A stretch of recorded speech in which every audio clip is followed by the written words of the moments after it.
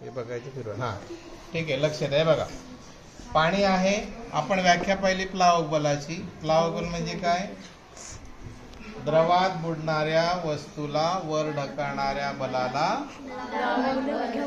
आता लक्षात आहे. बघा मी ही जी बॉटल आहे आता पाण्यावर तरंगते, बरोबर.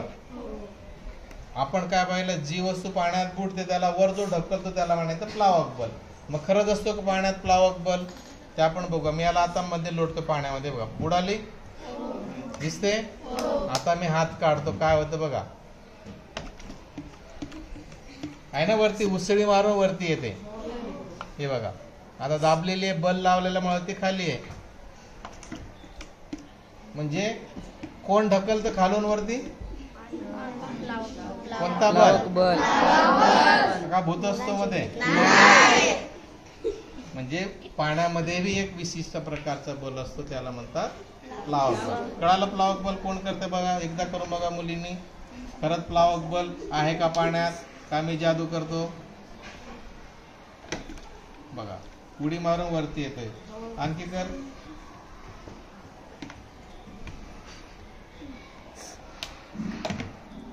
परत दाब.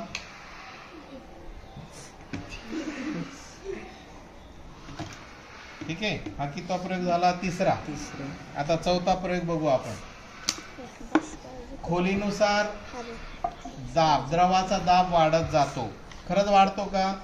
याला 3 छिद्र कुठे कुठे केले सापडायला पाहिजे आता तुम्हाला.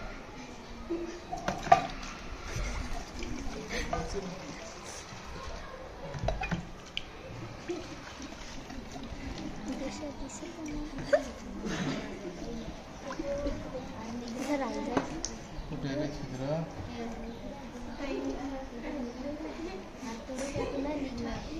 छोटे झाले ते. छोटे झाले. टाचण द्या बरं, दात नाही काढायची नाही कारण. हा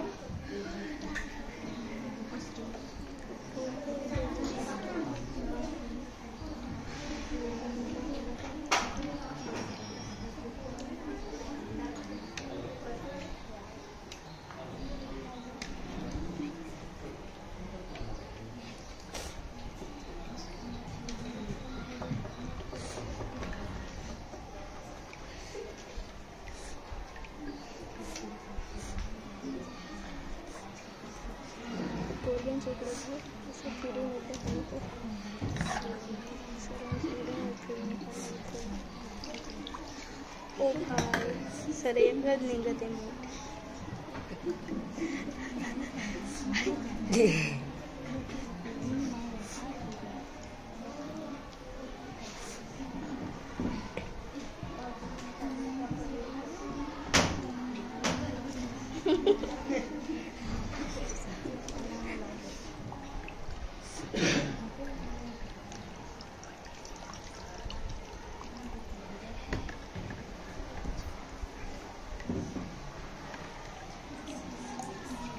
बघा सगळ्यांना दिसेल.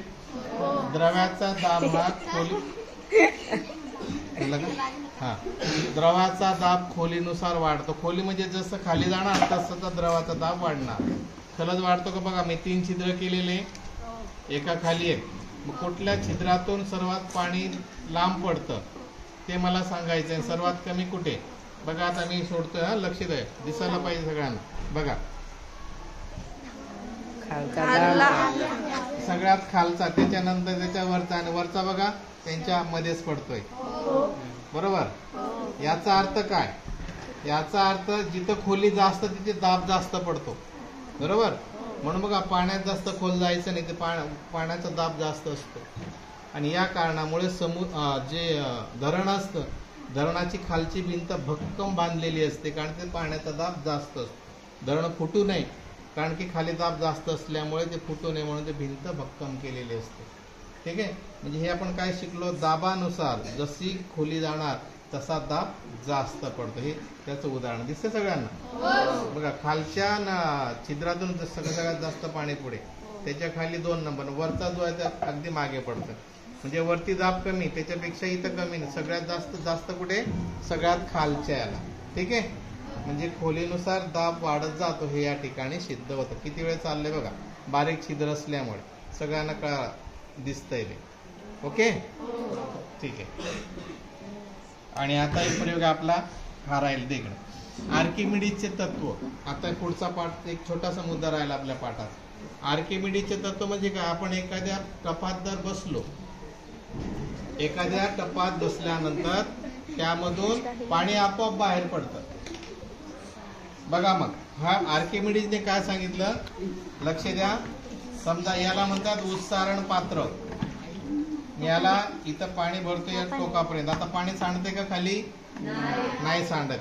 आता ह्या उत्सारण पात्रामध्ये जर एखादी वस्तू टाकली, कोणती दगड असेल, दोऱ्याला बांधून ते दगड याच्यात टाकायचं किंवा कुठलीही वस्तू टाकली तर काय होतं बघा.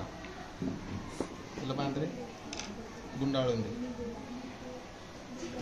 आर्किमिडीजचे तत्व. आर्किमिडीजने काय सांगितलं की द्रवात बुडणारी जी वस्तू आहे ती वस्तू त्याच्या वजना एवढं पाणी बाहेर टाकते. मग आता खरंच आहे का ते आपण प्रयोगाने बघू. मग त्याला शोध कसा लागला तो आपण नंतर सांगतो. आता बघा इथे पाणी बाहेर सांडतंय का? नाही. याच्यामध्ये ही वस्तू टाकतोय.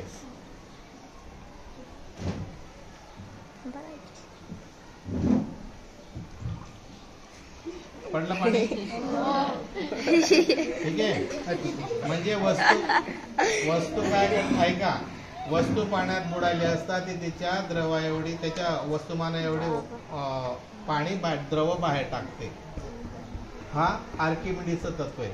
आता हा शोध त्याला कसा लागला बघा. बऱ्याच दिवसापासून आर्किमिडीज प्रयत्न करत होते की असं का होतं की वस्तू त्याच्या वजना एवढं पाणी बाहेर टाकते का. मग ते अचानक एक दिवस आंघोळीला गेले आणि टपात बसलेले होते आंघोळीच्या, असंच पाणी भरलेलं, त्याच्यात ते बसले तर पाणी बाहेर सांडलं. बाहेर पाणी सांडलं त्याच अवस्थेत त्याला एवढा आनंद झाला आणि तो तसाच पळ सुटला बाहेर, युरेका युरेका युरेका करत. आता युरेका म्हणजे काय तर सापडले. काय सापडले? तो जे शोधत होता ते त्याला सापडले. आणि तेव्हापासून मग आर्किमिडीजचा तो शोध प्रसिद्ध झाला. त्याला म्हणतात आर्किमिडीजचं तत्व. काय हे तत्व? एखादी वस्तू पाण्यात जर अशी बुडाली तर ती तिच्या वस्तुमाना एवढं द्रव बाहेर सांडत असते. याला म्हणतात आर्किमिडीजचे तत्व. ठीक आहे. म्हणजे असे आपण एकूण 5 प्रयोग पाहिले. कोणकोणते बरं? पहिला जडत्व, दुसरा काय पाहिला आपण? प्लावक बल. बरोबर. त्याची घनता कशी मोजायची, वस्तू पाण्यावर का तरंगते, वस्तू पाण्यात का बुडते, हे आपण पाहिलं. त्यानंतर काय पाहिलं आपण? प्लावक बल म्हणजे काय ते पाहिलं. आणि खोलीनुसार दाब हा वाढत जातो. बरोबर ना, हा एक पाहिला. आणखी कोणता पाहिला? जडत्वाचा, आर्किमिडीजचा तत्व. असे 5 प्रयोग आपण आज पाहिले. आवडले सगळ्यांना? व्याख्या पाठ करायची सगळ्यांनी. ठीक आहे. आता रांगेत